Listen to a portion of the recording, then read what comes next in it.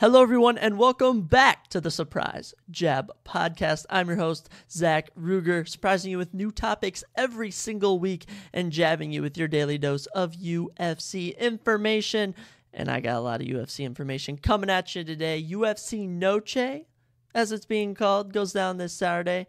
It's Alexa Grasso versus Valentina Shevchenko for the UFC Flyweight Women's Championship.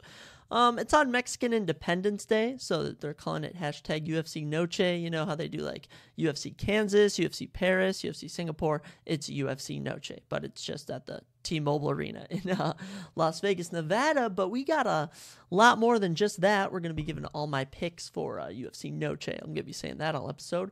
We'll also give my Week 2 NFL predictions, who I think is going to win each game. We're going to recap Dana White's Contender Series, Episode 6, which went down Tuesday. I do have a surprise topic planned. We got a little bit of UFC 5 news, and we're back with Loyal to the Belt. We got lots to cover on this beautiful Thursday in Minnesota.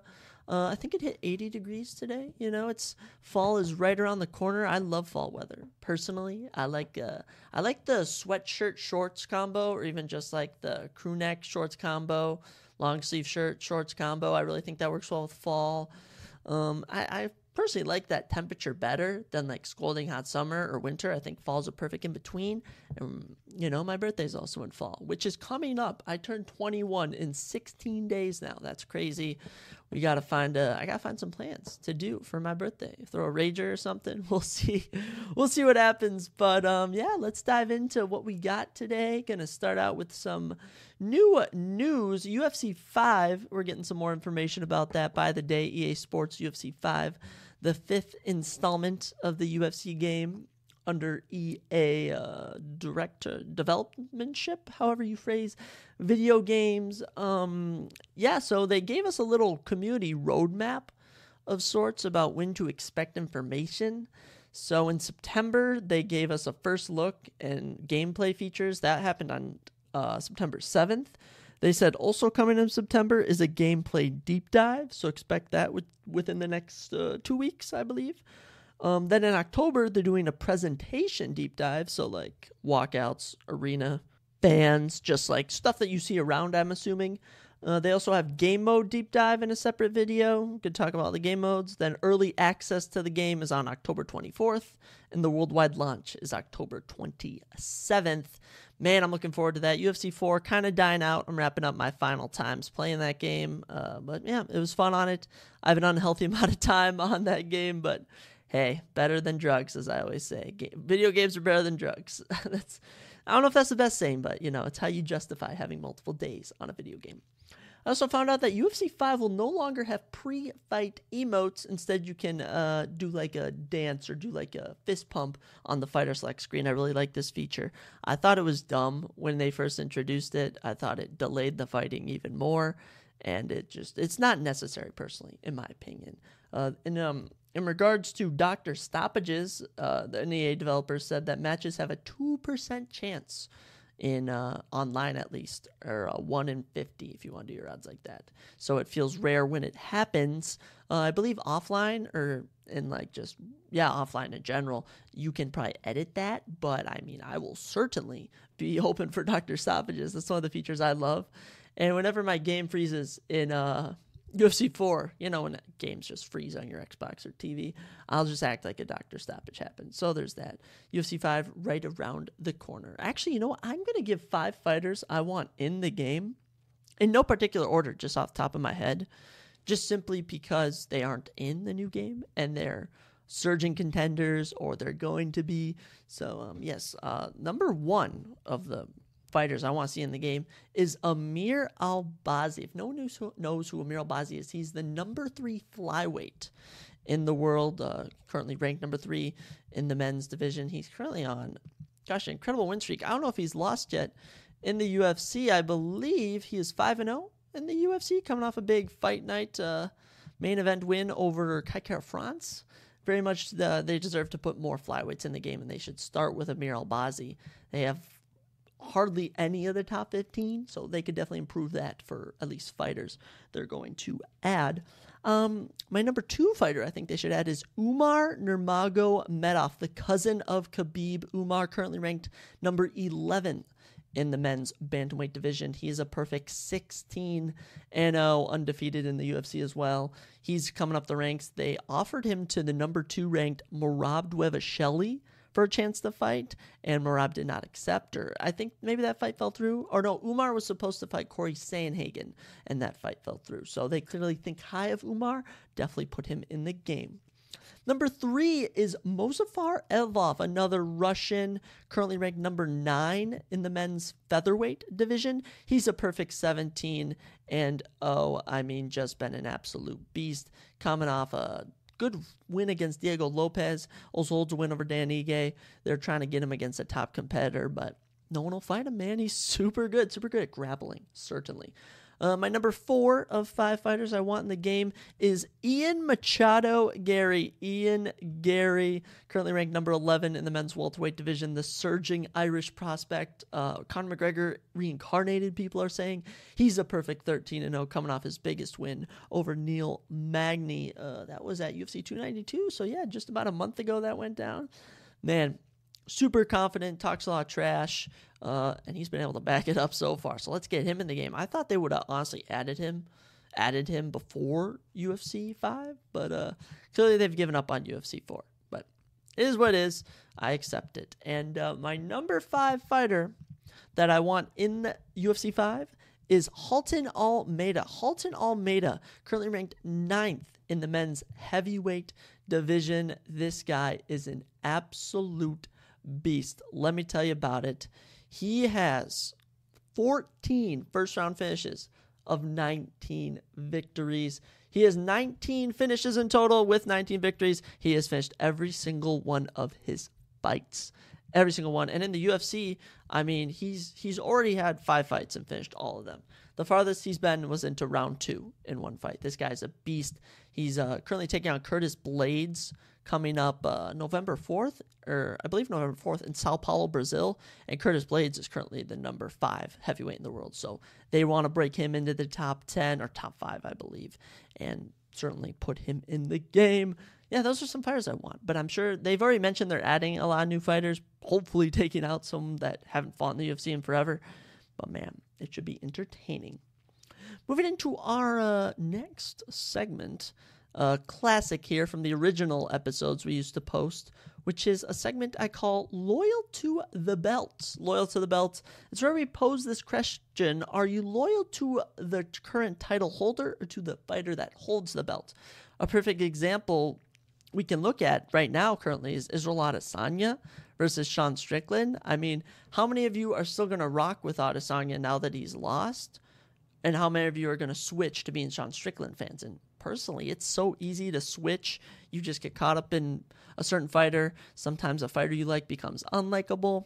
And since Alexa Grasso defends her belt this Saturday, we're going to do her. This one's a bit more simple, nothing too deep to dive into. Alexa Grasso beat Valentina Shevchenko, who she rematches this weekend.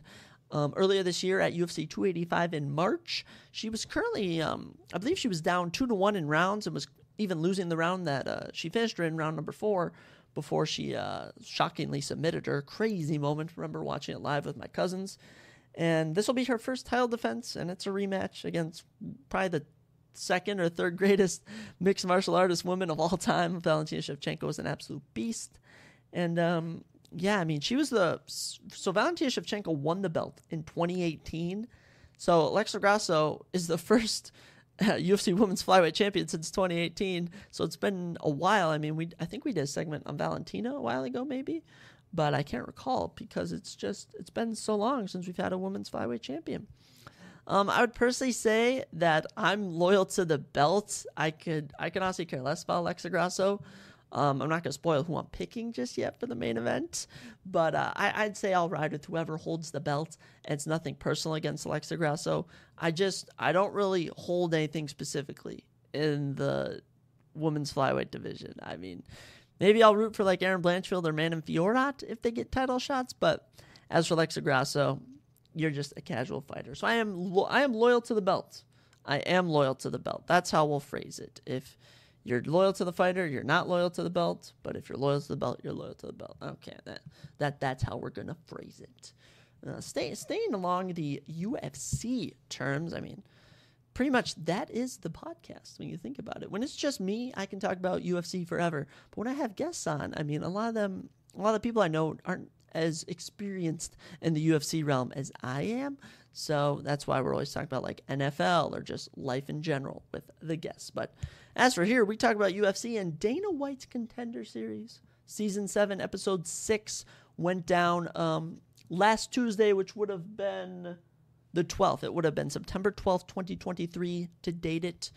That Episode 6 went down, and I watched all 5 fights. I took notes during the fights, and we're going to go over everything. I went 2 for 5 on picks. 2 for 3, I mean. 2 correct, 3 incorrect. It was not my best, but hey, it's kind of hard to pick these Contender Series fights. Let's kick it off. We had Gene Matsumoto taking on Casey Tanner in the men's bantamweight division, and this was a very competitive fight. Good takedown defense right off the bat from Gene Matsumoto, and he was firing off some nasty leg kicks against Casey Tanner. Casey, of course, training with Henry Cejudo, so he was more grappling orientated. Round 1 was very close, could have gone either man's way. I had it going to Matsumoto. He landed more significant. Actually, they were even in significant strikes. And but I gave it to Gene Matsumoto. Round 2 came along, and Tanner landed a takedown with a minute left in the round. The previous 3 minutes, nothing much had happened.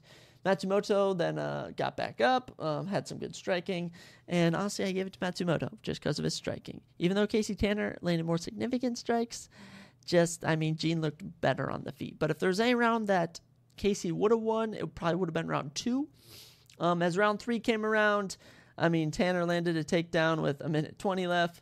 Matsumoto's striking was on point the whole round. Moto clearly won it. I had it 30-27 for Gene Matsumoto. Judges had it 30-27, 29-28, and 29-28. Gene Matsumoto getting the win. I predicted he would get a contract, and I'll mention later if he did. But Gene improves to 14-0. Very impressive. Casey Tanner suffering his first professional loss, falling to 6-1. But Gene Matsumoto looked pretty good. I predicted he would get a contract. Heading into our second fight of the evening, we had Julia Polastri taking on Patricia Alujas. Julia Polastri, her second attempt on the Contender Series, went very well. From the get-go, guys, halfway into round number 1, both ladies were just swinging for the whole round. Just swinging for the fences, trying to take each other's heads off. But by the time it was over, Dana was on his feet. He was shaking. He was going crazy. And honestly, I forgot to mention, after that first fight, Dana walked into the octagon and shook everyone's hands, the 2 fighters, Gene and Casey. So Dana was loving this event, and he was loving these 2 ladies on his feet, clapping for them both. But round number 2 comes around, and Polastri lands a big slam takedown, landed some huge knees to Alujas on the ground. It was looking brutal. And then at the 55-second mark, 55 seconds left, that is, of round number 2, Julia Polastri submits Patricia Alujas. Very good win for Julia. Happy for I predicted she would get a contract. Usually you can assume when a fighter gets a good finish in the first 2 rounds, they'll get a contract. Julia looked amazing. She improves to 12-3 professionally. Patricia falls to 9-3. Heading into our third fight of the evening, Stephen Wynn's third attempt on the Contender Series as he took on the savage AJ Cunningham. And man, AJ Cunningham's story that they told on the broadcast was just terrible. His father used to inject him with steroids to fight. He used to pour condiments on him and throw him outside. He used to have him fight dogs, fight his siblings. It was terrible stuff for AJ, so he really felt bad for him. But sadly, this ain't America's Got Talent. Sad sob stories don't win you contracts on Dana White's Contender Series. Round number 1, I thought Wynn dropped him 40 seconds in. Apparently he had just slipped. Wynn was looking so slick this entire round. They were both bleeding pretty hard. But right towards the end, just a jaw-dropping moment, people going crazy, as Steven dang near ended the fight with 3 seconds left, even landed a couple of shots after the bell, not intentionally. It was looking bad for AJ Cunningham. I mean, Steve hit him with a big straight, dropped him. I thought he was knocked out. He survives to round number 2. And, Stephen wins round 2.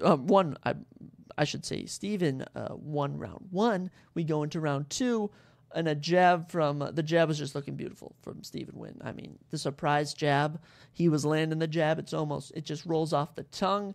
And, standing TKO for Stephen Wynn at about the 4 minutes into round number 2. A beautiful win for him. He outstruck him 103-69. Beautiful job from Stephen Wynn. I obviously projected he would get a contract. AJ Cunningham was a bloody mess. I'm pretty sure they sent him right to the hospital. He was not looking good. Man, good win for Stephen Wynn. I was happy for him, man. And he trains with some really good guys at Grindspan. And they were touting praise about him. His family's going crazy. Super good moment for him. Moving into our 4th fight of the evening, we had Gervonta Diniz taking on Eduardo Neves. Eduardo's second shot on the Contender Series did not go well. Diniz drops Neves. He brought him to his knees at the 2.5 mark of round number 1, and then hits him with this beautiful straight KO. I mean, drops Eduardo down, landed like 1 or 2 follow-ups, and that was it. Gervonta Diniz is here. He's a perfect 6-0, 6 KOs to his name. Whew. Obviously projecting he would get the contract. I mean, he looked very, very good. Not much to say. I mean, it's a heavyweight fight. It ends quick. It ended in 3 minutes, 15 seconds. Was loving the fights up until here. Main event, I kind of got on Xbox with my friends and was kind of just watching on my phone, which I'm glad because this was the most boring fight of the night. Round number 1, though, did start out decent. James Lawntop took on Malik Lewis in the men's lightweight division. This was Malik Lewis's second attempt on the Contender Series. James looking a bit better, outlanding him a bit in round number 1. Good scrambling from both of these men. I gave Lawntop round number 1. Heading into round number 2, James was getting the striking going very much so, defended 2 takedowns. Lewis was very hurt to the body. Lawntop was just giving it to him. I mean, it was looking pretty brutal in round number 2. I'd just say round 2 might have been a 10-8 personally in favor of James Lawntop. And, it was not looking good for Malik heading into round number 3, and it did not go well. James drops Malik twice in round number 3. Outstrikes him 62-12, lands over 2.5 minutes of control time. James gets the 30-26, 30-26, 30-27 unanimous decision. But despite the performance, I honestly didn't think it was that impressive in hindsight compared to the rest of the card, so I predicted he would not get a contract. But as Dana White came out, read off who he was giving contracts to, we found out everyone. He started out by saying that this was the best night of the season so far. I completely agreed. Had me out of my seat at times. Super, super engaging. I mean, the fights were just competitive. Excellent matchmaking, I do say. And I was loving it. So we kick it off. Matsumoto, as I predicted, did get a contract. Julia Pilastri got a contract like I predicted. Stephen Wynn got a contract like I predicted. Gervonta Diniz got a contract like I predicted. And Dana even gave a contract to James Lawntop because he was feeling generous. So I did not think he would get one, but he did.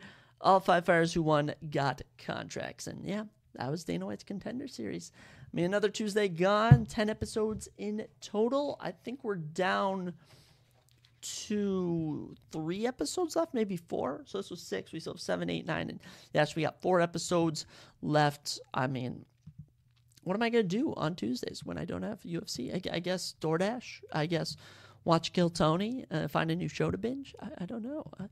I spend all my Tuesday nights watching UFC, but hey, you know what? I can find better things to do, or can I? Because it's super entertaining, and I do enjoy UFC. It's always fun.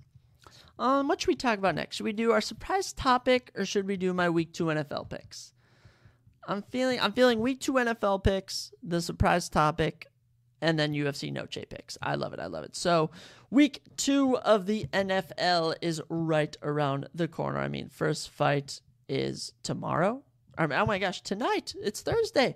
My Vikings play the Eagles. I'm getting my days mixed up. I'm actually going to watch the game tonight. Actually, I have plans to watch the game, and I'm all rattled. But yeah, I'm going to go through, just give off all my picks. I have a good amount of upsets, honestly, but let's do it. All right.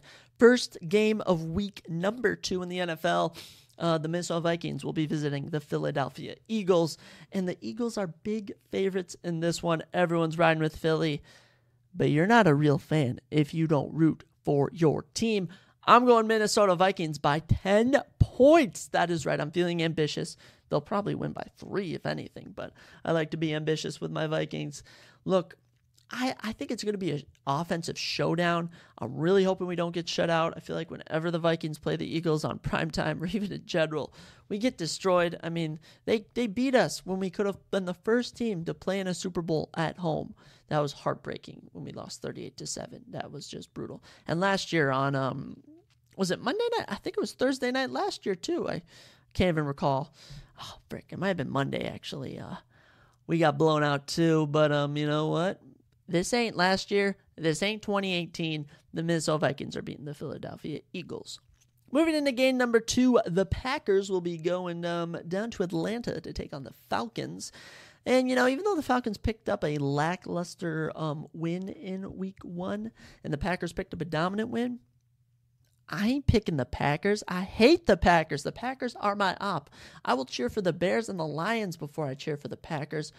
Fly, Hawks, fly, or Falcons. Well, I don't know what the chant is. Go Falcons, fly Falcons. Whatever the Atlanta chant is, I'm all here for it. I'm riding with the Atlanta Falcons, baby. Right? Desmond Ridder, Tyler Algier. We got Bijan Robinson, Drake London, Kyle Pitts. Very young team. Just listen off all those names. Very young team. But got to pick some upsets. You do. And, everyone's talking about, it's the season of love. I feel no love from the Packers. We're sweeping them this year, too. That's right. I'm getting all fired up. You hear me? You hear the tone of voice? It's changing. All right.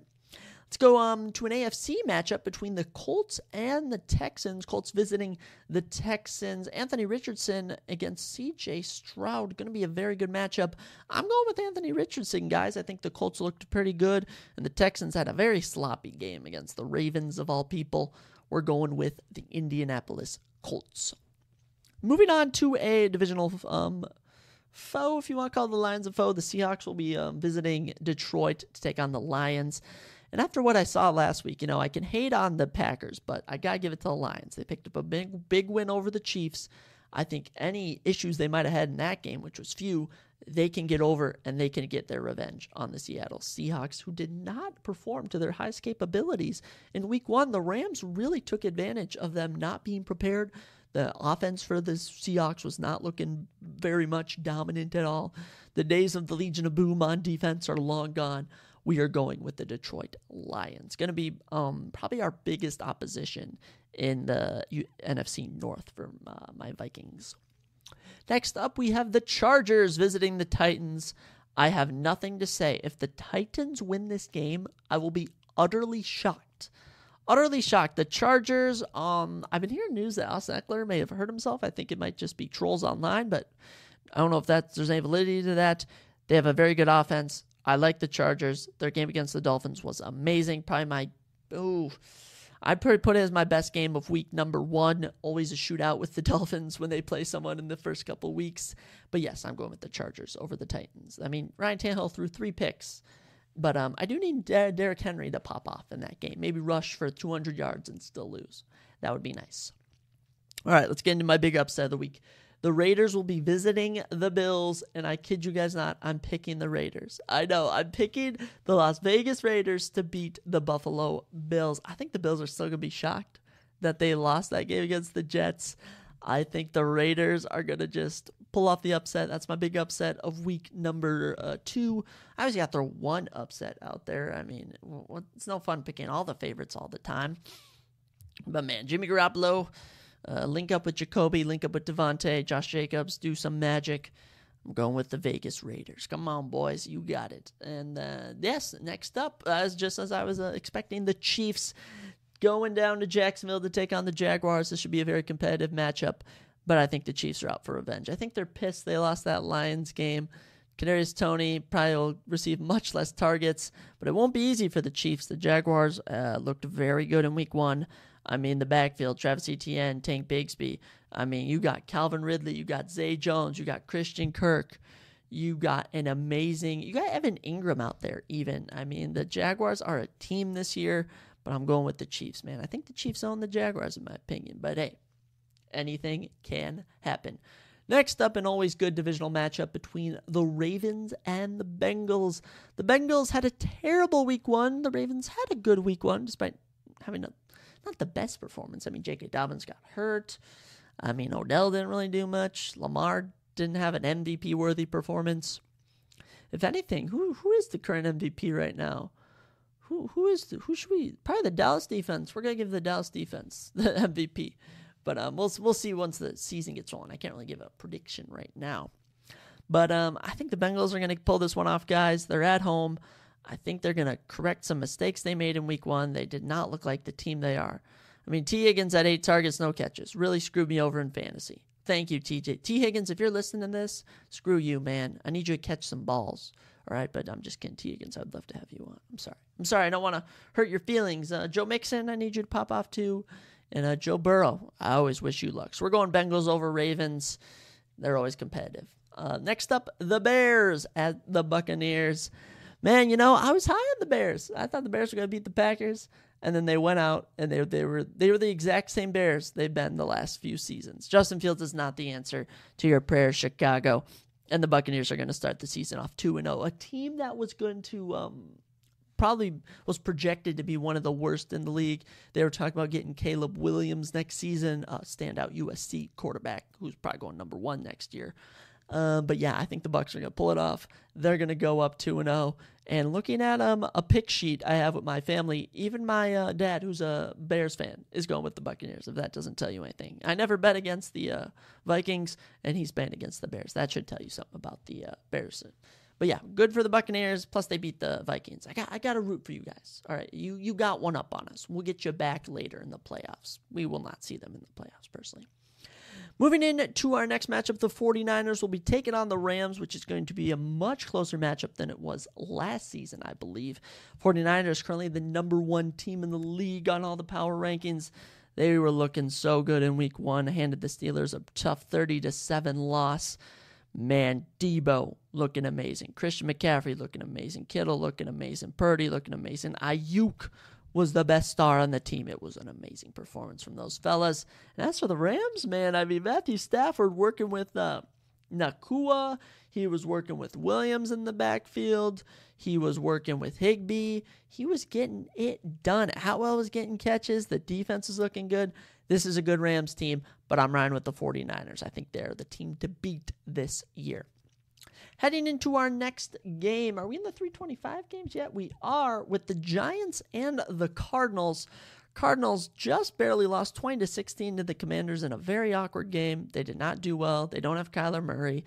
Team's kind of in shambles, but they're taking on a Giants team that just lost 40-0. They're going to be in Arizona. Another upset pick I have this week, the Arizona Cardinals over the Giants. I think the Cardinals get it done. You got to be risky when you're making picks. Man, it should be I don't know, I want to say fun battle. I hope this game isn't on the regular TV slate. But yeah, Giants got whooped 40-0. Suck it, Giants. We lost to the Cowboys 40-3 last year, and you beat us in the playoffs. So you know what? The NFL God said, screw you. You're going to lose 40-0 to open week 1. So yeah, we'll go with the Cardinals as an upset pick. Next up, what do we got? The Jets at the Cowboys could be the game of the week. Cowboys currently, I think, has the best point differential. Has to start out the season. The Jets coming off a huge upset win after losing Aaron Rodgers, who I believe is out for the season. Terrible news for Jets fans. Not for Vikings fans. I'm sorry. I could care less. You're not on my team. I apologize. But I'm going with the Cowboys in this one. I think any magic the Jets might have had from that opening game is not going to translate over. The Cowboys are also at home, and they just looked so good. The defense, I think, can run through this Jets offense. Plus, Tony Pollard was an absolute maniac. I mean, my goodness. 22 fantasy points. Someone control this boy. Next up, we got the Commanders at the Broncos. Gosh, I will not be watching this game. That's going to be boring. Sam Howell versus Russell Wilson. I'll go with Sam Howell. I got the Commanders in this one. No real reasoning. The Broncos just aren't that good. They look better than last year, but I don't think they're there. I think the Commanders pull off a little, I don't even know if you want to call it an upset. I think they start out 2-0, surprising people. Heading into our Sunday night football game, as we have a doubleheader on Monday night, we have the Dolphins at the Patriots. This should be a very competitive battle. Patriots matched up very well against the Eagles, just about damn near beat them. But man, that Dolphins offense looks dirty this year. Tyreek putting up, season numbers, if he can keep it up. Tua looked good. Even Raheem Mostert was doing some stuff in the backfield. Man, I like this Dolphins team. We're going with the Dolphins, but don't sleep on the Patriots. I think they're surprising some people. Mac Jones was looking good. Kendrick Bourne was looking good. Hunter Henry. Get Ezekiel Elliott some touches, though. Even though he's on my fantasy bench, I'd like to see when he puts up some numbers. We're going with the Miami Dolphins. Heading into our Monday night doubleheader, games at 6:15 and 7:15. We're kicking it off with the Saints at the Panthers, a classic battle between these two teams. Always a good divisional matchup. You got Derek Carr, you got Bryce Young. Did the Saints win in Week 1? I can't recall if the Saints picked up a victory. I'm trying to check quickly. The Saints did win. They beat the Titans. Oh my gosh, I forgot they played the Titans. That doesn't count as a win. Beating the Titans does not count as an official win. But I think the Panthers, as good as Hunter Hurst was, catching some catching some passes from Bryce, I think this Panthers team is going to take some time to work itself out. I'm going to go with the Saints.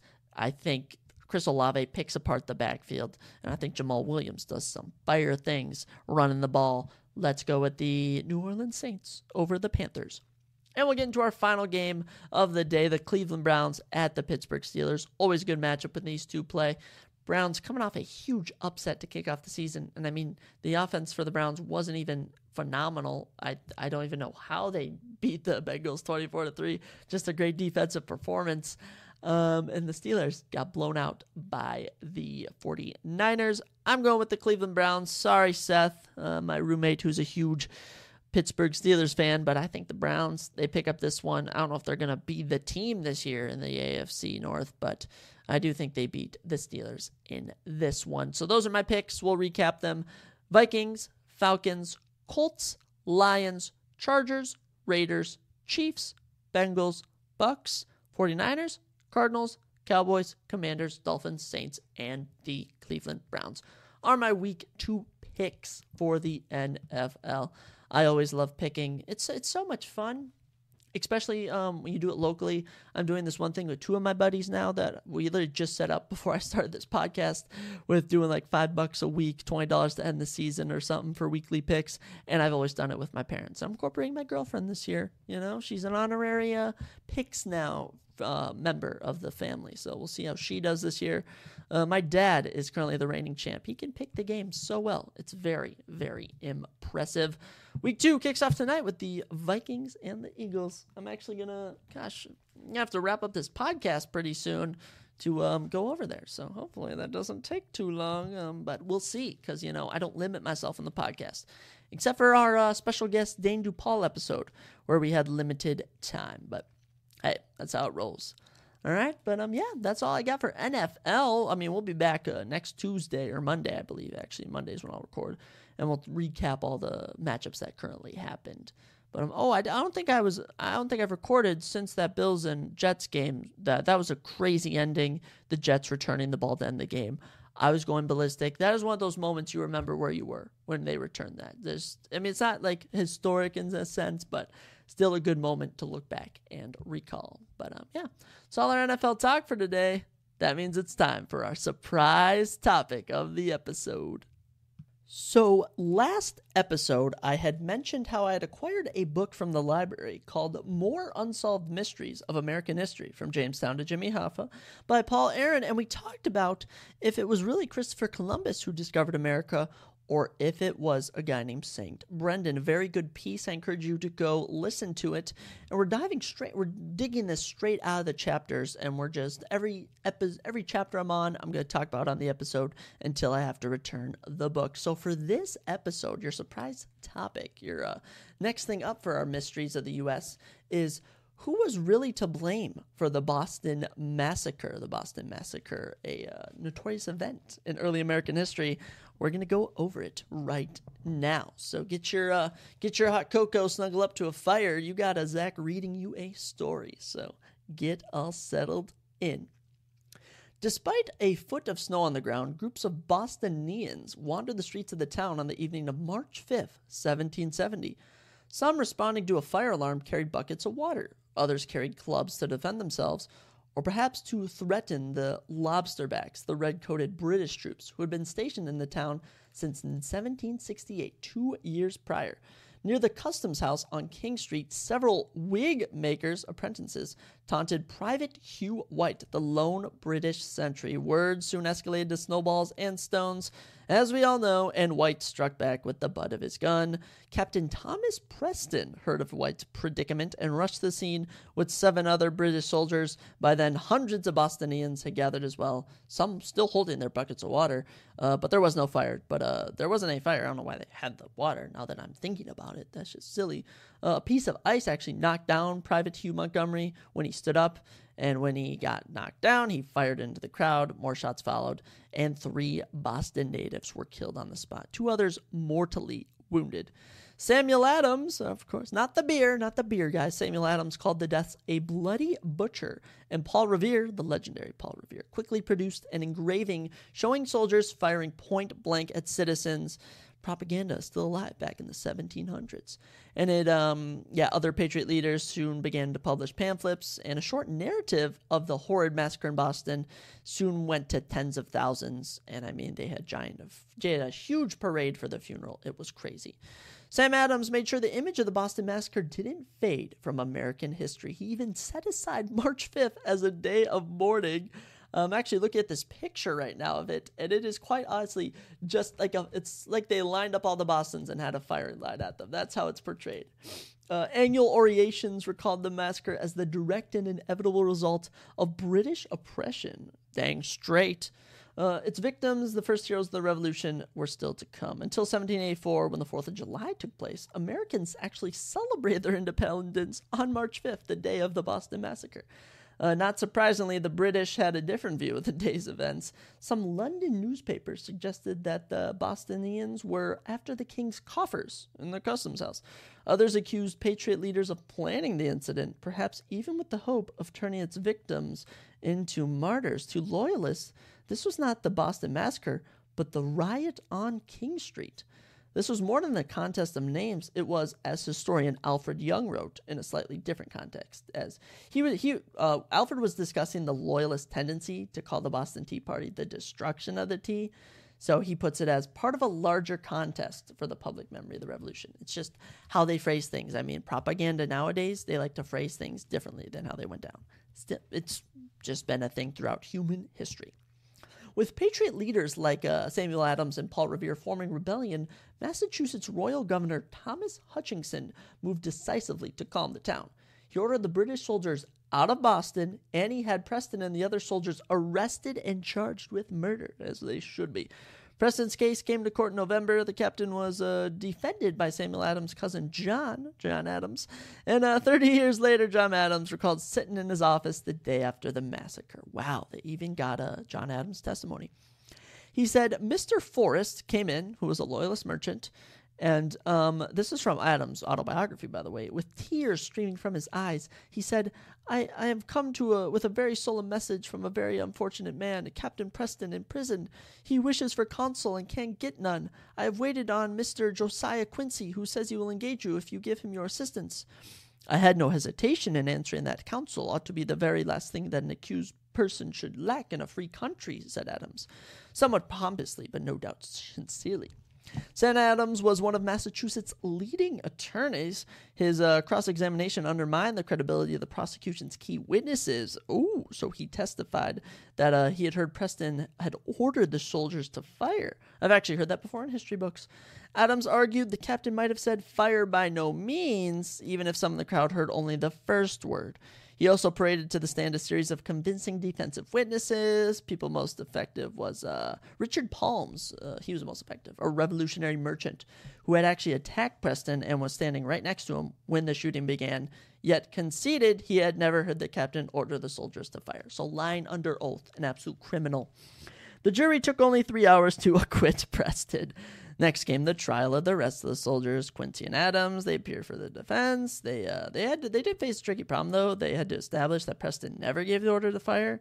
They had eliminated the soldiers' best defense, namely that they were just following orders. So those soldiers were screwed, basically. Quincy's solution was essentially to take the British view of the massacre. He called to stand a series of witnesses to testify about the hostility of the soldiers throughout Boston. The point being that the mob intentionally provoked the soldiers. This was too much for Adams, whether out of loyalty or to the Patriot cause or to even Boston's reputation.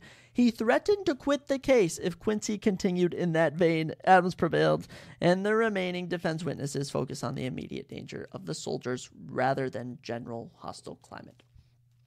Perhaps most effective was Dr. John Jeffries. Dr. John Jeffries was a friend of Samuel Adams who had treated Patrick Carr, one of the massacre's victims.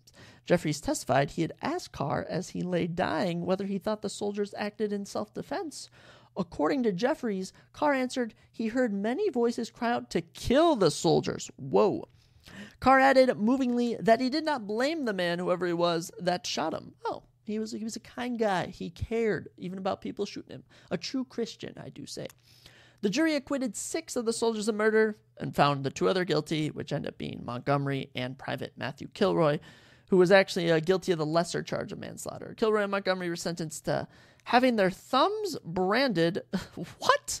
A painful punishment, but one that avoided any jail time. They branded people. They branded people as a punishment. We should do that. We should just brand all our criminals nowadays. How about that? Sam Adams, writing in the Boston Gazette, decried a miscarriage of justice and demanded revenge. For many patriots, though, the trials were more a propaganda victory, as I've been saying, than a legal defeat. If the massacre proved the evils of British power, the verdicts proved the power of American justice. Oh. They should, Sam Adams' friend Samuel Cooper wrote to Benjamin Franklin, they should wipe off the imputation of our being so violent and bloodthirsty a people as not to permit law and justice to take place on the side of unpopular men. So he was calling for just evenry all around. For many historians, too, the trials became another symbol of American rectitude. Certainly, this was the view enshrined in American textbooks for most of the nation's history. I remember that in my textbooks. Oh, but in the 1960s and 70s, amidst debate over whether anti-war protesters were peace lovers or rioters, both the massacre and the subsequent trials came under new scrutiny. Maybe this wasn't what I read in a textbook now that I'm thinking about it. In the late 1960s, Hiller Zobel, a lawyer and legal historian, studied the trial records and noted that the jury was packed with British sympathizers, virtually guaranteeing the non-guilty verdicts. So according to Zobel, the case John Adams later described as one of the most gallant, generous, manly, and disinterested actions of my whole life was actually fixed. Well, what do you know? Something in American history was rigged and fixed for people with power. That never happens. Why prosecutors didn't object to a pro-Tory, that was the, I believe the Tories were the American people, or was that the British? I can't recall. Jury remains a mystery. Some historians have pointed to a Tory bias on the part of at least one prosecutor. Others have maintained the prosecutors were patriots. Oh, okay. But like John Adams, eager to show the world how fair they were, still others have speculated that the prosecutors simply weren't paying close attention, perhaps because they were overconfident that no Boston jury would dare let the soldiers off. Another theory is that Governor Hutchinson might have pardoned any soldier convicted of murder, and prosecutors feared a pardon would lead to more violence. An acquittal, though hardly likely to satisfy radical patriots, would at least appear to be the result of a fair and legal process. Whatever the reasons for the prosecution's lapses, the trial was clearly stacked in favor of the defense. Zobel was not satisfied just to debunk the traditional view of the trial. His 1970 book on the massacre argued that the colonists were as much to blame for the violence as the British. Ooh, a bit on each side. He portrayed Samuel Adams as a demagogic genius eager to take advantage of the mounting tension between the townspeople and the soldiers. That does seem to make more sense. Other revolutionists, such as historian John Shai, went even further. Shai resurrected the old loyalist claim that the massacre was a patriot conspiracy masterminded by Samuel Adams and his fellow revolutionaries. Absolutely genius, Sam Adams. Or am I not supposed to root for him? Shai found the timing of the massacre suspicious, coming as it did at the end of a parliamentary session. That meant, he pointed out, that Hutchinson could not count on a strong response from London, so would have no choice but to give in to the Patriots' demand that the soldiers leave Boston. And in fact, that is exactly what happened. Shai concludes, circumstances suggest that there was as much purpose as spontaneity in the events leading up to the massacre. Oh, so something spontaneous didn't happen. It was purposeful. Shai's evidence, just the same as Zobel's, is largely circumstantial and ultimately unconvincing. So it's not proven that yet. But what the revolutionists failed to take into account is that the Boston's mob were perfectly capable of acting on their own. I mean, they can do their own thing. Working-class Bostonians didn't need Sam Adams or Paul Revere to get them worked up about British soldiers in town. Laborers had more reasons than other colonists to resent the lobster backs. Those were the British, because they were red.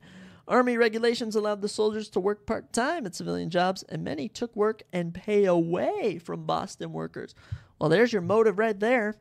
Tensions between soldiers and workers had been on the rise since 1768, and that day of March 5th was by no means the first time that bands of workers had clashed with soldiers. As recently as March 2nd, a fight had broken out when some rope makers asked a passing soldier if he wanted work, and then suggested he clean their outhouse. Wow. Amid all the conflicting reports of the massacre, one fact does stand out. None of the revolutionary leaders accused of planning a riot were on the scene until well after the 5 workers were shot. In fact, as Zobel himself noted, when the first of the prominent revolutionaries arrived on the scene, they immediately began negotiating with Hutchinson to remove the troops from Boston. Their goal was to avoid further bloodshed, not cause more. Patriot leaders were on the scene for the massive funeral march a few days later, and they did help organize it. But the fact that more than 10,000 Bostonians turned out, the town's population at the time was about 16,000, so put that in perspective. It seems an indication of the depth of local anger rather than Radicals' organizational skills. The revolutionists deserve credit for showing the not guilty verdicts to be more than the result of an American sense of fairness or of John Adams' legal genius. More fundamentally, the revolutionists put to rest the myth that the massacre was entirely the fault of the British. So, thank you, Zobel, for proving that this wasn't just all the British's fault. But I mean, sadly, Zobel and what's his name, Shai, they were not able to realize that the workers' anti-British fever had outpaced that of Patriot leaders like Sam Adams, not to mention his more conservative cousin, John Adams. The Patriot leadership wanted the troops out of Boston, but they were not yet ready for an all-out revolution. That was still 6 years in the future with George Washington. So, I mean, in one sense, the traditional and revisionist... Oh, it's been revisionist. I think that's what they're... It's not revolutionists. We weren't revolutionists yet. These were revenists. That's the people trying to disprove the theory that who really caused the theory. Wow, okay. Both sides saw the American Revolution as an essentially conservative moment aimed at protecting the traditional rights of Englishmen, rights threatened by George III and the London Parliament, the English Parliament. Most historians would agree that the Revolution, when it did come, was led by prominent colonists like Adams' cousin or George Washington and Thomas Jefferson, two of my favorite people. Were actually Freemasons, fun fact. In the past 30 or so years, though, historians such as Alfred Young, Eric Foner, and Gordon Wood have highlighted some more radical elements of the Revolution, turning it into more of a preview of the one in France than a rerun of the notorious Magna Carta, if you know that from your history books. From this perspective, the 5 slain workers were not just martyrs in the traditional view, or puppets as the revolutionists would have them, but genuine revolutionaries who died. Of the 5, the most threateningly revolutionary was Crispus Attucks, famous name. The first man who was actually killed on the scene. During Preston's trial, one witness described Attucks waving a large cordwood stick at the head of a group of huzzang whistling sailors. Huzzang, what a word. Another recalled Attucks grabbing 2 4-foot-long logs for a woodpile, handing him one, and telling him to get after him. Whoa. Perhaps most threatening of all, Attucks was an escaped slave, the son of an African father and a Native American mother. John Adams was quick to use this against him, calling him a stout mulatto fellow to whose mad behavior, in all probability, the dreadful carnage of that night is chiefly to be ascribed. Adams went on to describe the mob as a motley rabble of saucy boys, Negroes, and mulattoes, Irish Teagues, and outlandish Jacktars. I did not know John Adams was an outright racist. Okay, I did not know that, John. I kind of like you less now. Most Patriot leaders managed to suppress any racist slurs in the interest of revolutionary solidarity, or at least revolutionary propaganda. Attucks was buried alongside the other 4 victims in spite of laws prohibiting integrated burials. Well, that's good. R.I.P. Attucks. In the 1850s, Attucks' radicalism resurfaced. By then, he had become a symbol not of American freedom, but of African-American emancipation. To abolitionists, wow, I'm bad with words, clearly. He belonged in the company not of either Adams nor but of Nat Turner, a black Bostonian leader who was lobbied for a monument. Oh my gosh, they made a monument of this person named Nat Turner to commemorate the massacre and Attucks. John Rock wrote, who was an African-American doctor, the John Brown of the Second Revolution is but the Crispus Attucks of the First. Again, and Adams spoke out against Attucks. This time it was Charles Francis Adams, Jr., the president of the Massachusetts Historical Society. Echoing his great-grandfather, Adams called the so-called massacre a righteous mob, not to be confused with the peaceful, earnest, patriotic protests and resistance by our wise and resolute popular leaders. In 1888, after a 40-year campaign by black Bostonians, the monument was erected on the Boston Common. Attucks was immortalized as the first to die, the first to defy. What a way to go out. This was not by any means an endorsement of a radical revolution, either for 1770 or 1776 or even 1888. By the time the monument had went up, Boston had again reimagined Attucks as a symbol of American unity. At the dedication of this, Mayor Hugh O'Brien declared that all men are free and equal, without regard to color, creed, or nationality, and that the memory of the martyrs whose blood was shed in the cause of liberty in 1770 will thus be preserved and honored for all time. The inscription in the upper right corner of the monument read, "On that night, the foundation of American independence was laid." Those words were actually originally written by Attucks' first and foremost detractor, John Adams. How about that? If you guys want to read any more about this, you can read Legal Papers of John Adams by Hilaire Zobel. You can read Toward Lexington, Toward, T-O-W-R-D, Lexington, by John Shai. The Boston Massacre by Hilaire Zobel. A New Age Now Begins by Page Smith. The Glorious Cause by Robert Middlecoff. Remembering the Crispus Attacks, Quarterly Journal of Speech by Stephen Brown, or The Shoemaker and the Tea Party by Alfred Young. Wow. I just, from everything I'm taking away from that, it just all worked for a full circle. I feel like anything could have been the case for who actually started this. I definitely think that the British if you get these Boston people who are just sent there to watch over, they hate you. They're going to attack you. They're going to say mean things to you. They're going to call you names. And you're going to want to shoot them. So I feel like this was just a big pile of matches waiting to be lit, we'll say. Just a ticking time bomb, if you will. I can't really say who I think started the Boston Massacre, but R.I.P. Attucks. It's crazy John Adams hated him. Yeah, it was included in his final words on his monument. I find that interesting. But yeah, super interesting parts of American history, which is often forgot about. Not a lot of people look back into history once you get out of school. So I'm happy to read some of these. We'll have a couple more coming at you. Hopefully getting more into the mobster times. I know there's some mob stories in here, maybe some presidential ones, some Vietnam, World War II ones. But yeah, we've so far just talked about if St. Brendan discovered America and who really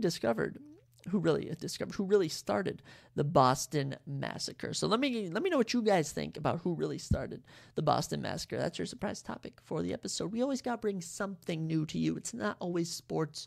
I mean, we've talked about endangered animals, processed foods. Who knows what else we'll talk about. I love it. And you know what else I love? Ending the podcast. That's right, guys. This was a good episode. I'll see you next time. Just kidding. You really thought I was going to end like that. Heck no. We have to make our UFC Noche picks. As I mentioned, my favorite part of every episode is I'm either predicting or reviewing the recent UFC event. And man, there's not even a UFC event on my birthday, so I got to treasure ones like these. Plus, it's the first fight night with a title on the line since July of 2020. Long overdue. Happy to see Valentina and Alexa Grasso taking the main event spot. Should be a good one. We have 11 fights coming at you.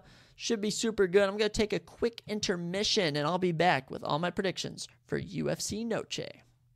Alrighty, let's get right into it. UFC Noche, I mean, what's this even? It's just called, UFC Fight Night, Grasso versus Shevchenko 2. This is the rematch. Super good. We'll talk about that in a second. But we're going to go from the bottom of the prelims to the main card. Give my picks for every fight, I should say. And as we all know, if you're new around here, all prelim picks are unofficial. All main card picks are official and go down officially in the picks book. So, let's get into it with our first fight of the night. If you could guess if it was a women's fight, you would be correct. We're entering the women's strawweight division as Josephine Knudsen takes on Manic Man. And before I mention, actually, this fight, I should say that there were 9 canceled fights for this card, and Josephine Knudsen actually stepped in on short notice to fight Yasmin Lucindo. The fight after this one, actually a couple ones down, Lupi Godinez, who's fighting Elise Reed. Elise Reed actually stepped in on short notice to fight Yasmin Lucindo, and Yasmin Lucindo fell out. So a lot of adjustments here. Anthony Hernandez was supposed to fight Chris Curtis. Chris Curtis pulled out, and Roman Kopylov stepped in. Anthony Hernandez pulled out, so now Roman Kopylov will be taking on Josh Fremd. Daniel Rodriguez was supposed to fight Santiago Ponzinibbio on this card. That fight fell through after Rodriguez tested positive for a banned substance. Shavkat Rakhmonov was supposed to fight Calvin Gastelum on this card before Calvin pulled out. So this card would have been very, very stacked, but unfortunately, we lost a lot of fights. But here we are. Josephine Thunder Knudsen taking on Marnik Man. Marnik the Sawed-Off Savage Manic. That is just too long of a nickname. I'm sorry. I'm sorry, Marnik. Not to be rude, you can't have confusing nicknames. That's to roll off the tongue like Josephine Thunder Knudsen, but who am I to say? So Josephine, a perfect 6-0. Marnik 6-1. 5'3" for Josephine. She's got 3 inches in height. And Marnik's got 4 inches in reach. Oh, good for them. So Marnik Man taking this fight on short notice, same as Josephine. Marnik was on Season 6, Episode 8 of Dana White's Contender Series, where she got knocked out in round 2 by Bruna Brazil. She did pick up a win April 21st in a different promotion, but she's back on short notice to take on Josephine Knudsen, who actually won on Dana White's Contender Series, Episode 3 of this season, Season 7, that is. So she last fought August 22nd. She's back. She picked up a good win, did not get a contract, but you know what? We're happy to have her. I saw Josephine compete recently on Dana White's Contender Series. I know how good her Muay Thai is, her kickboxing, so I will go with Josephine Knudsen by unanimous decision. A simple pick to start out the evening. I love it. Heading into the lightweight division, we have Alex the Executioner Reyes taking on Charlie the Cannibal Campbell. Wow, these nicknames are getting out of control. My goodness. Charlie Campbell, 7-2, is currently on a 2-fight winning streak since getting knocked out on the Contender Series last year, Season 6, Episode 2 in 2022. I remember his fight against Chris Duncan. He was winning, then he lost. He just got knocked out of nowhere. It was pretty crazy, so I know how good Charlie is. His opponent, Alex Reyes, last fought in the UFC in 2017. He got knocked out by Mike Perry with a knee in 1 minute and 19 seconds. that was the last time he fought, and that was his last time in the UFC. Since then, he's had canceled bouts against Nasrat Haqparast, who fought last weekend, Nathan Levy, Trevor Peek, who recently fought. I mean, this guy's been trying to fight. He's finally found his way onto this card. But, I'm torn on this one, guys.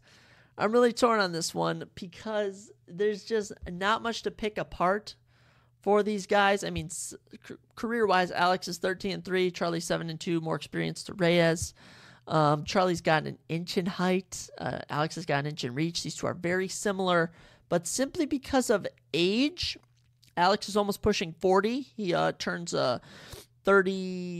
He turns 37, I believe, October 2nd, or 34, I believe. He's either 36 or 37. And Charlie Campbell, I mean, this kid's 28 years old. So I'm going to go with Charlie for this one. We'll see how it plays out, but I don't really expect anything. That's why it's on the prelims. And we finally get our first Mexican fighter. That's the theme of UFC Noche. It's in Mexico's Independence Day. Tracy Cortez is not actually from what am I trying to say? She's not actually from Mexico, but she has a lot of Mexican heritage. So Tracy Cortez will be taking on Jasmine Jasudavicius in our third fight of the evening in the women's flyweight division. Tracy 10-1 on an impressive 10-fight win streak. She actually holds a win over Erin Blanchfield. Erin is currently ranked. Is she number 2 now in the women's flyweight division? Erin is the number 2 ranked women's flyweight. She beat her in Invicta FC, all-women's promotion, not related to the UFC. She last fought... When did Tracy last fight? She used to date Brian Ortega, if anyone knows that is, number 3 men's featherweight. She last fought May 7th, 2022. She's currently on a 5-fight win streak in the UFC, 10 fights overall. Her opponent, Jasmine Jasudavicius, fought twice this year, picked up 2 wins. She's 3-1 in the UFC, coming off of Season 5 of the Contender Series, where she actually beat Julia Palastri, who we talked about earlier. And the podcast ties back together. Jasmine is Canadian, by the way. Some matchup-wise, I mean, 5'7" for Jasmine, 5'5" Tracy. You got 2 inches in height for Jasmine and 3 inches in reach for Jasmine. But this is Mexican Independence Night. Tracy Cortez is on an incredible win streak. She's currently ranked number 14 in the women's flyweight division. There's only 3 divisions. I don't know why I got confused. So we will go with Tracy Cortez by unanimous decision. That's right. We're going with actually, I'm going to say Charlie Campbell going back to the last fight by knockout in round number 1. And then, yeah, this fight, Tracy versus Jasmine, will be a decision. That's why I think it's going down. But yes, not nothing too exciting. But, Tracy Cortez, good looking for a UFC fighter in the women's division. And, yes, let's keep it rolling with another short notice matchup that got put together. This time in the flyweight division as Edgar Peru Chicali Charez will take on Daniel Miojo Lacerda. Edgar is Mexican. Daniel is Brazilian. Edgar, 4 KOs, 6 submissions to his name. Daniel, 5 KOs, 6 subs to his name. 100% finish rates for both of these fighters. Edgar, 10-5. Daniel, 11-5. Edgar is 5'7", Daniel 5'6", Edgar 71-inch reach, 70-inch reach for Daniel Lacerda. I mean, these two can't get much more even. They're the exact same age of...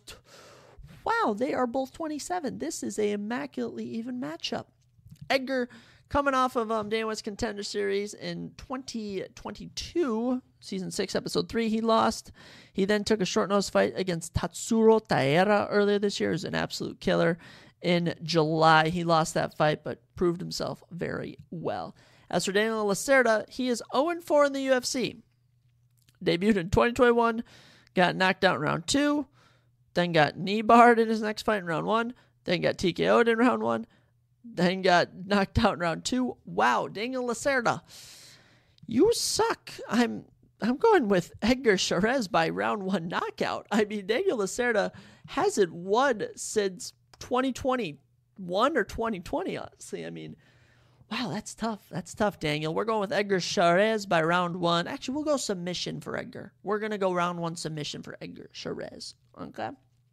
Moving into our 5th fight of the evening, our second to last prelim in the middleweight division as Roman Kopylov will take on Josh Fremd. No nicknames for these guys. Aw. Roman is 11-2. Josh is 11-4. 6'4" to 6 foot in favor of Josh Fremd. 76 to 75 inch reach in favor of Josh. For Fremd, Roman is older by 3 years. Josh on a 2-fight winning streak now. He joined the UFC in 2022, lost fights to Anthony Hernandez and Tresean Gore, but he actually got a submission over Cedric Dumas earlier this year and last beat Jamie Pickett by decision August 12th. He's back against Roman, and man, Roman, he kicked off his UFC career in 2019, got submitted in round number 3, then came back in 2021 and lost the decision. Wondering if he'd get cut possibly in 2022. He picked up a huge round 3 TKO of Alessio De Circo. Then this year he has had 2 round 2 head kick knockouts, both absolutely amazing, both highlight worthy. He got performance bonus for the one in January over Punahele Soriano, coming off a big one on UFC 291 July 29th earlier this year. Roman is back, and you know what? We're going to go with Roman Kopylov by round 3 knockout. It seems like the fun pick. Plus, you know, I like Roman Kopylov, man. 10 knockouts of his 11 wins. I mean, this guy is a menace. He is Russian. As for Josh Fremd, 4 KOs, 4 subs to his name from Pennsylvania. We're going with Roman by round 3 TKO. Let's get into our featured prelim as we have Lupi Godinez, who is Mexican, taking on Elise Reed, another short-nosed matchup that came together. No nicknames for these ladies, sadly. Lupi is 10-3, Elise is 7-3. 5'3" to 5'2" in favor of Elise, and 63-inch reach to 61-inch reach in favor of Elise Reed. Elise, oh man, she has just been win-loss since she joined the UFC in 2021. Got knocked out in her debut, then won a split decision. Then got knocked out in round 3. Then won a unanimous decision. Then got submitted earlier this year, but then picked up a decision. So I think the signs are pointing towards Elise losing. As for Lupi Godinez, she is 5-3 in the UFC, currently on a 2-fight win streak. Wins over Cynthia Calvillo and Emily Ducote. Lupi is just on the verge of the rankings. So close. Yes, impressive striking. Her only losses in the UFC are to Jessica Penn, Luiana Carolina, and Angela Hill. She's notorious for short notice fighting. I mean, I think she stepped in on a week's notice once, but that's all I got. As for Elise Reed, she actually holds a win over Jasmine Jasudavich, who we mentioned earlier on the prelims. So I'm going with Lupi by unanimous decision. I mean, all signs are pointing. Actually, you know, I got to go Lupi by knockout. Round 2 TKO for Lupi Godinez, since Elise has gone win-loss in all of her fights and is scheduled to get knocked out. So that's the pick, actually. We'll see what actually comes to fruition out of that. But yeah. That's your prelims. We'll recap them real quick. Josephine Knutson by decision. Charlie Campbell by round 1 knockout. Tracy Cortez by decision. Edgar Cherez by round 1 submission. Roman Kopylov by round 3 TKO. And Lupi Godinez by submission. But let's get into this killer main card. I am absolutely pumped. 5 fights on the main card. I believe it used to be 6. I think they changed it, actually. But what do I know? What do I know? Kicking off the main card now. Wow, this is all official, guys. This is all official. We have Fernando El Valente Padilla taking on Kyle, the Monster Nelson. Wow. Kyle sounds like he drinks energy drinks, not just because his nickname is the Monster. So Fernando is 15-4, 5 KOs and 8 subs to his name. He is a Mexican fighter. He's on a 3-fight winning streak. He won his debut earlier this year with a round 1 knockout of Julian E. Rosa in April. You love it. You love it. Kyle Nelson has now found himself on a 1-fight winning streak, 2-fight unbeaten streak. He had a draw earlier this year, then picked up a win June 10th over a tough opponent in Blake Builder. Kyle is from Canada. He has 5 KOs and 4 subs to his name out of his 14 career victories. Fernando's got 2 inches in height and a notable 5 inches in reach. He's also 5 years younger than Kyle at 27 to a 32-year age gap. Yeah, Kyle been in the UFC since 2018. He's not impressive. He's 2-4 with a draw. Losses to Diego Ferreira, lost to Billy Quarantillo, Jai Herbert. But I'm coming off a win, so good for him. Fernando, big knockout. I mean, nothing much more to say. We're going with Fernando by round 1 knockout. Fernando Padilla, he's going to have the crowd going crazy once Bruce Buffer gets the crowd going with, "Are you ready?" And we're riding with the Mexican fighters tonight. We're feeling El Noche tonight. I don't know what that means. Actually. I should look that up. What does noche mean in Spanish? Noche means, I thought that was a number. It means night. Oh, like fight night, UFC night. Oh, I see what you did, UFC. Their marketing team, slick. All right, let's move on. Fernando Padilla, round 1 knockout. Next up, a lightweight matchup between Daniel Golden Boy Zellhuber and Christos the Spartan Giagos. Ooh, wow. Daniel Zellhuber, another Mexican fighter, 13-1, takes on Christos Giagos, fighting out of California at 20-10. Daniel has 7 KOs and 2 subs to his name. Christos, 8 KOs, 4 subs of his victories. Daniel's got 3 inches in height, 6'1" to 5'10", and a notable 6 inches in reach, 77 inches to 71. He also is much younger. Daniel Zellhuber, 24 years of age. Christos Giagos, 33. Christos been in the UFC a hot minute since 2014. Not the most impressive run. He is 6-6. Wow, so 500 oddly, I guess. Losses to Gilbert Burns, Chris Wade, who's notable in the PFL, Charles Oliveira, Drakkar Klose, Arman Tsarukyan, and Thiago Moises. And he's picked up, he is coming off a round 1 knockout of Ricky Glenn earlier this year. Got a performance bonus for it, so good for him. But Daniel Zellhuber, 1-1 in the UFC, only loss and career losses to Trey Ogden by unanimous decision back in September of 2022. He won in the Contender Series against Lucas Almeida. That guy's tough. And earlier this year, he dominated Lando Venata in a unanimous decision victory in April. I'm going with Daniel Zellhuber. We'll spice it up. I mean, the guy's got 7 KOs to his name. Christos has been knocked out. He's been finished in round 1, I think, 3 times in the UFC. So we'll go by round 1 knockout just to keep the momentum going. But I'm really confident Daniel can get this done. But who knows? Maybe Christos will play spoiler. He is coming off a big win, so we will see. This next one, guys, I'm very excited about. I enjoy this fighter. He's controversial. He is the youngest fighter in UFC history, Raul Rosas Jr. Raul El Niño Problema Rosas Jr. takes on Terrence Mitchell. And nothing to say about Terrence. Raul, a Mexican fighter, of course. I don't actually believe that he was born in Mexico, but he is as Mexican as it gets. His whole family's Mexican, but I believe he was born in like New Mexico or maybe Arizona, something like that. Raul, 7-1, 5 subs and a KO to his name. Terrence Mitchell is actually from Alaska at a record of 14-3. He has 6 KOs and 8 subs, giving him 100% finish rate. And Terrence was actually on the Ultimate Fighter Season 24. They actually got KO'd by Kai Kara France in 30 seconds. That's pretty crazy. But this fight is at bantamweight. Terrence has got an inch in height, 5'10" to 5'9", and a crazy 7 inches in reach, 74 to 67. Wow. Raul Rosas Jr.'s birthday is October 8th, 2004. A fellow October birthday. And yes, you heard that correctly. He is 18 years old currently. Terrence is 33. That is a huge age gap. Terrence had his UFC debut earlier this year against Cameron Saman. Showed some good grappling, but Cameron TKO'd him in round number 1. TKO'd him in 3 seconds. 3 minutes. Sorry, not 3 seconds. That'd be a record. Raul suffered his first career loss in his last fight against Christian Rodriguez. Pretty much gassed out. Showed only a grappling attack.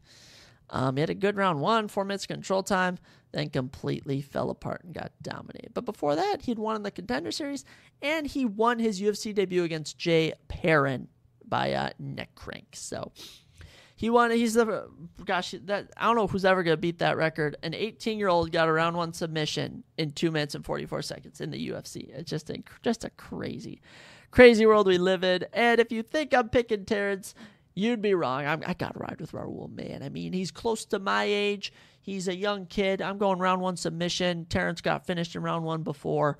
That's what I think's going down. We're riding with you, Raul. It's Mexican Heritage Night. We gotta.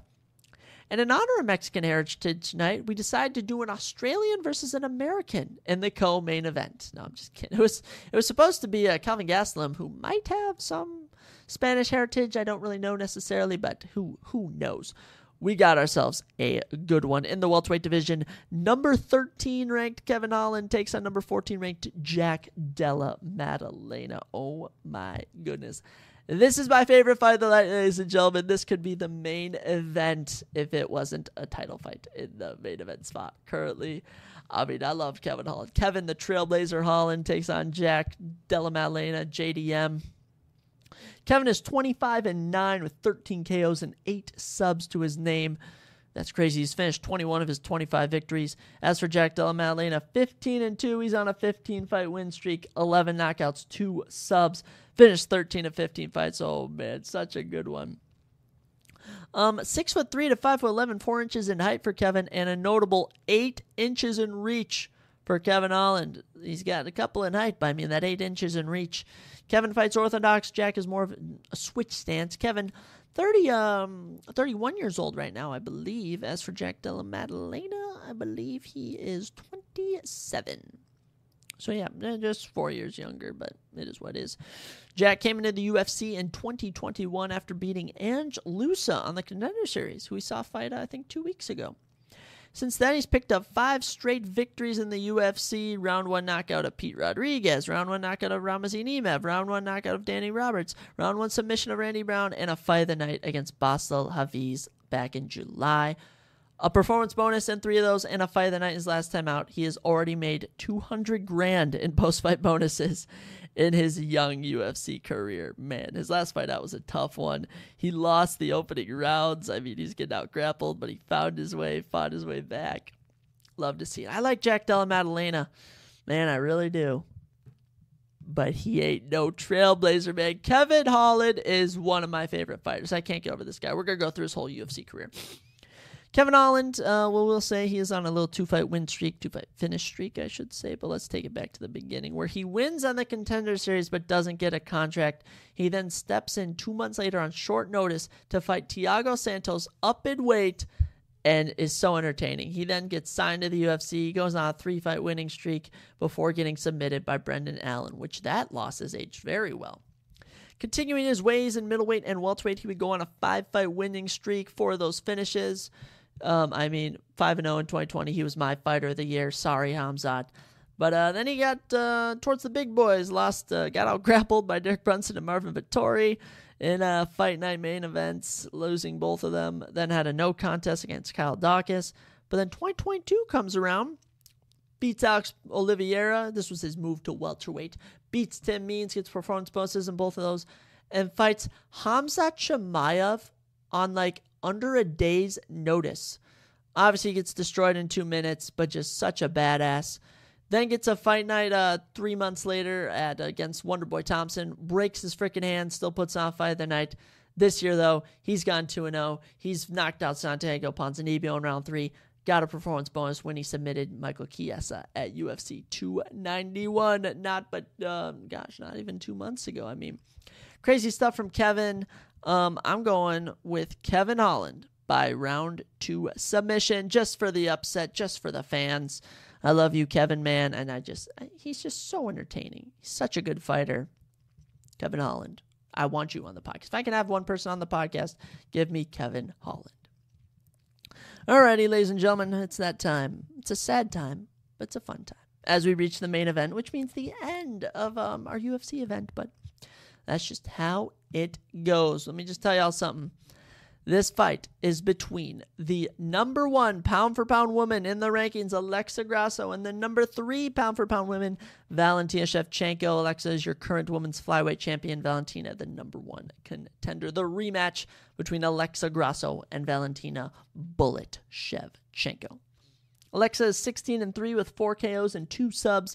Valentina, 23-4.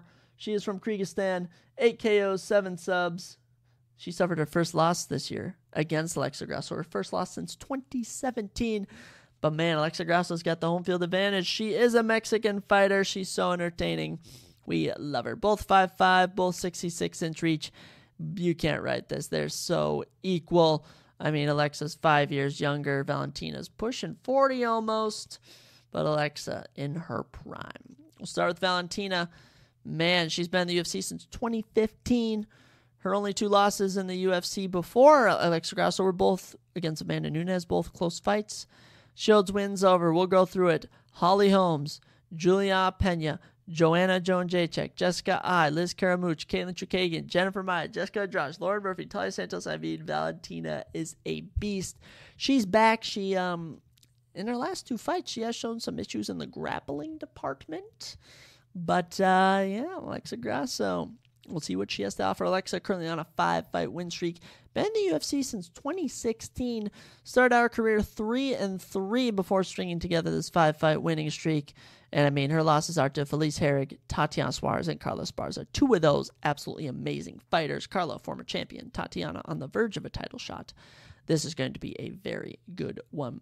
I mean, on this win streak, she's outboxed Ji Young Kim, outboxed Macy Barber, submitted Joanne Wood in round number 1, absolutely destroyed Viviana Rujo on the feet through 5 rounds, and when she got her shot, not many people gave her a chance, but she beat Valentina Shevchenko. And guess what?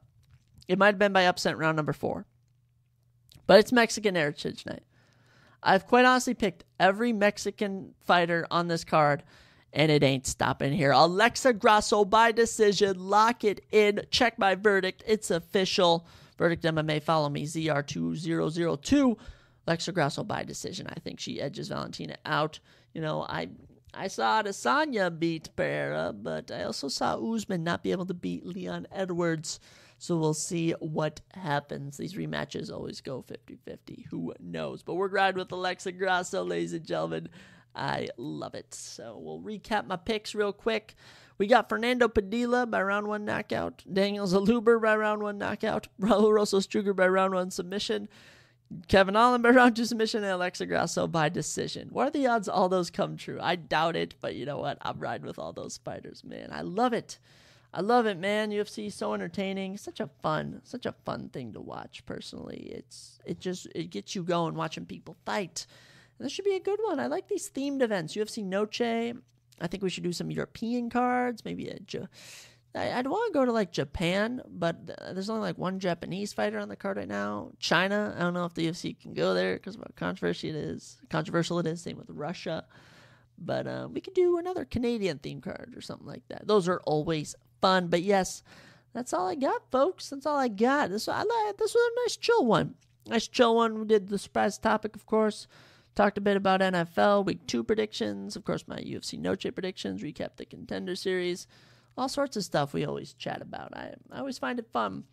Working on getting some guests in next week, working on getting some new episodes out all the time to you. I've been wondering if I can turn this into just a 1-episode thing every week, but I just don't know how I can recap an event and then give my predictions for an event both in the same week. So we'll see what happens, but I do kind of like this 2 episodes a week format.